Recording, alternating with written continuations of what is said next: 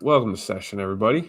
So, going today, going into today, we had CPI. We had CPI. So, when we had CPI, we put in this high up here. Boom. But it wasn't considered necessarily a data wick because if you look at the M1, that wick up there was not nine what was it 8:30 Eastern. It was not an 8:30 Eastern wick. The 8:30 Eastern wick was down here, and there was actually, if you go to ES actually had a sell side data wick. So that kind of played into like what I wanted as well. But we open up and we immediately start pushing up and we start hunting that. And this is kind of what I mean by like when we do not have ideal conditions, a lot of this will happen where we'll just kind of U-turn. We don't take it, we U-turn. And like you can give me a million reasons why we U-turned. But like I mean we inverted fair value gaps. It was right there. I mean, we're like a couple points away. But as we were pushing up, oh, my screen not sharing? Sorry.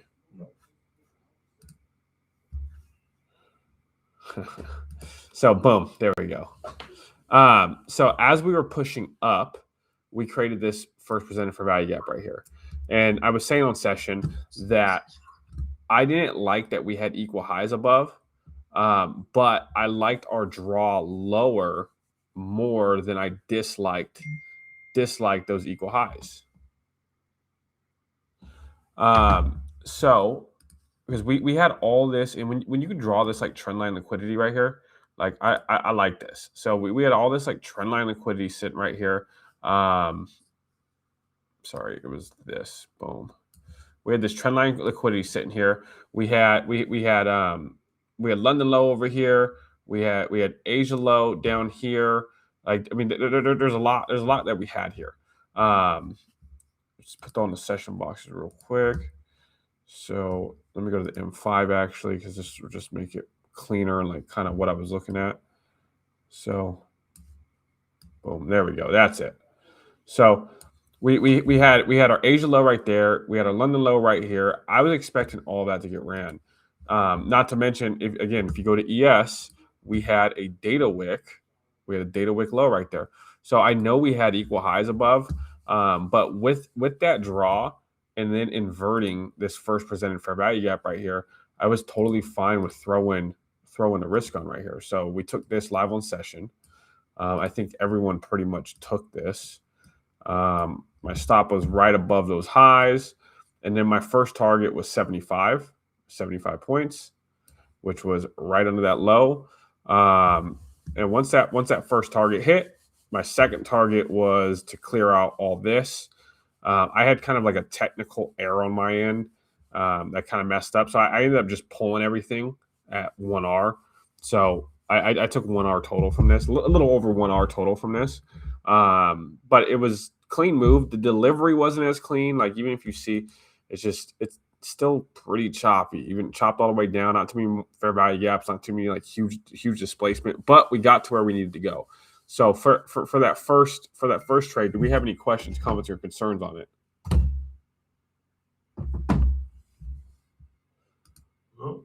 Cool. So that trade was that trade was good. That put us at 1R for the day. When we were leaving session, when we left session, I said to draw your weekly range. So from this Monday low all the way to where that CPI high was, boom. And I said, look for again, all this to get swept. Look for a move down to the 50 equilibrium to rebalance. And then if we get like a clean inversion, then like this is where I would want to see us buy back up. Because again, we had equal highs up there. So it gave the most beautiful move. Let's kind of break this down real quick too. So we hit the 50. We cleared all that out. We hit the 50. We start pushing up. So all this junk right here, there's no fair value gaps. There's nothing here that I would want to take, right? So, and there's just nothing there. So I obviously I didn't take anything there. And then we end up sweeping this low one more time. And I'm gonna be honest, I missed this. I was on the phone, and again back to back days, and I missed the initial entry. I ended up catching it, but I missed the initial entry.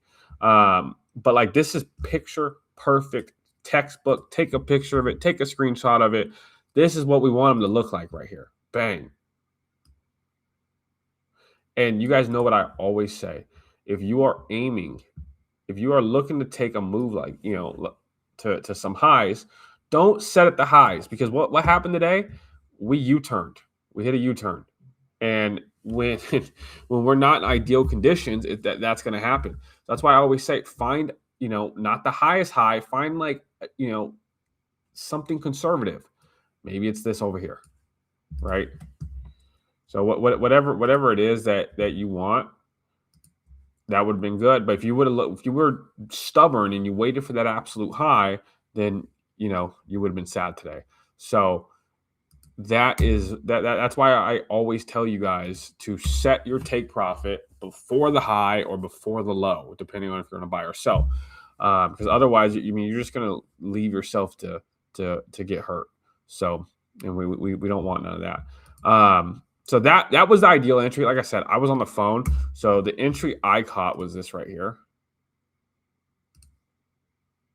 I just caught the tap back into the fair value. Yep. Just because I was so confident we were going to, at the very least, I was so confident we were going to fully rebalance this. And that's what we did. I mean, we more than rebalanced it, but I took 50 points on that. I took another 1R, and that was that trade for me. Do we have any questions on that one? Picture perfect again. Even though I missed the first one, I caught the second entry. Any questions on that? So you guys see how, what was that? I just said no, sir. That one was beautiful. Yes, sir. So you see how entry, I guess you get out before that long week. No, I was in it. I was in it. I was in it still. I didn't set breaks.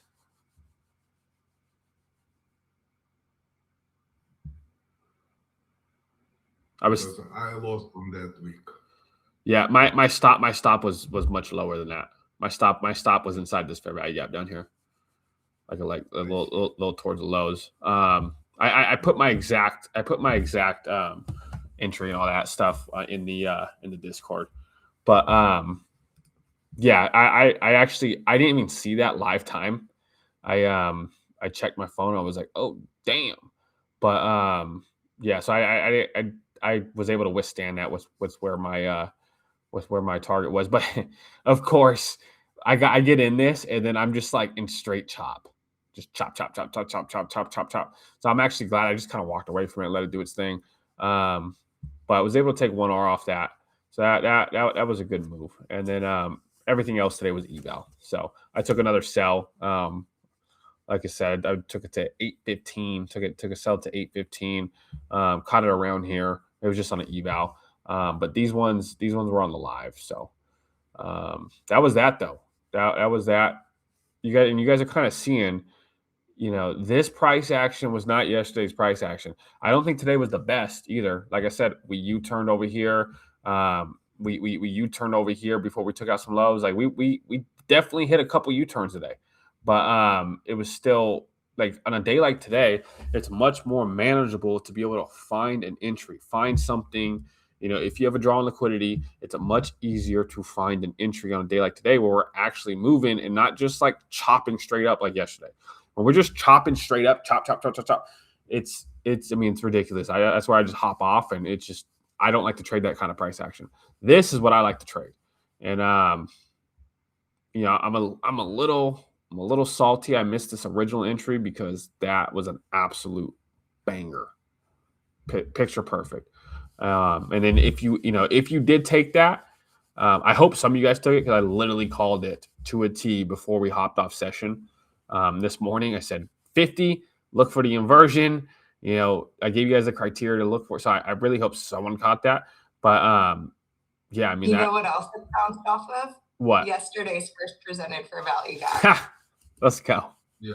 So I took a little bit of that because I expected some sort of reaction. I didn't take, unfortunately, but I expected something. So that was a really, really nice move. Let's go.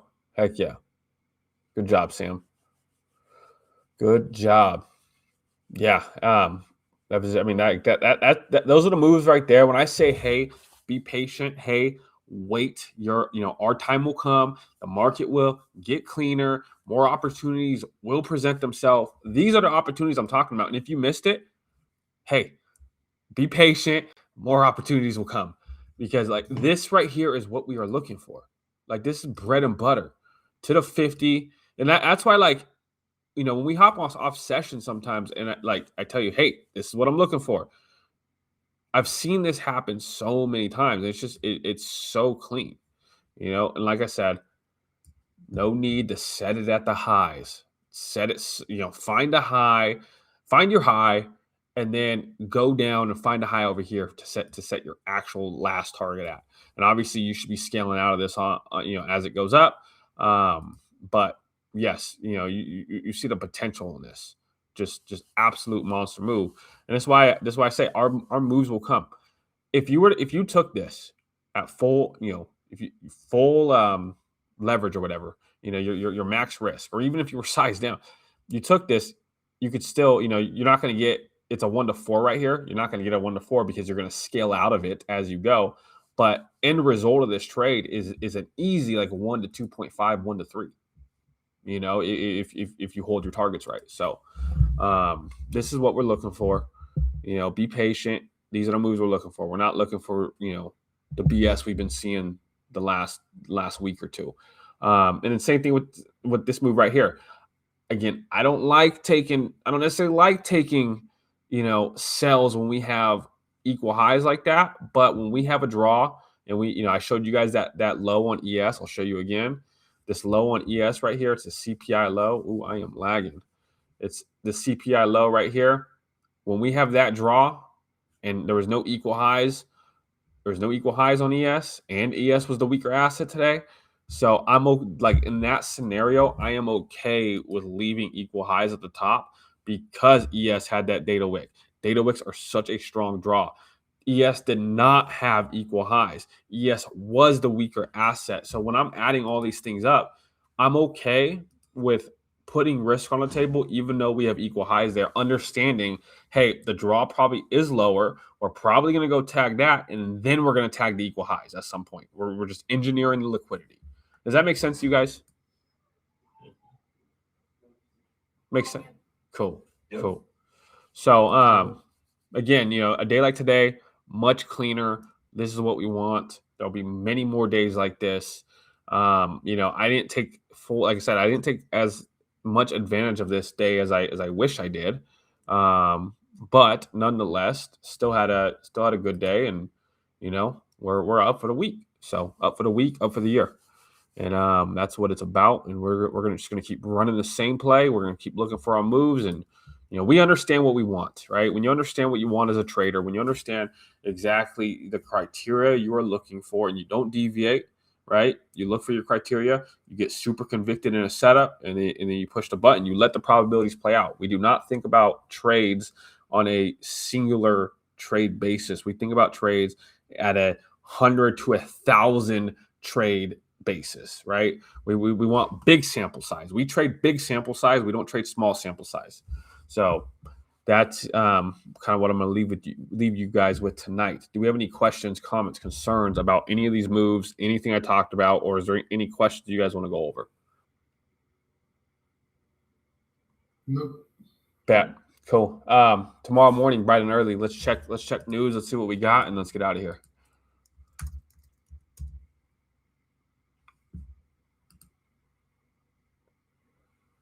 Nice. We got a bunch of pre-market news. Oh, we got October data coming out. That's crazy. So we got a bunch of pre-market news. Sweet. Hopefully we get a data wick. If we get a data wick, y'all know what time it is. That's our draw. So cool, guys. Always a pleasure seeing you guys. I will see you guys tomorrow morning. bright and early. Let's be great. Y'all have a blessed night. Peace out.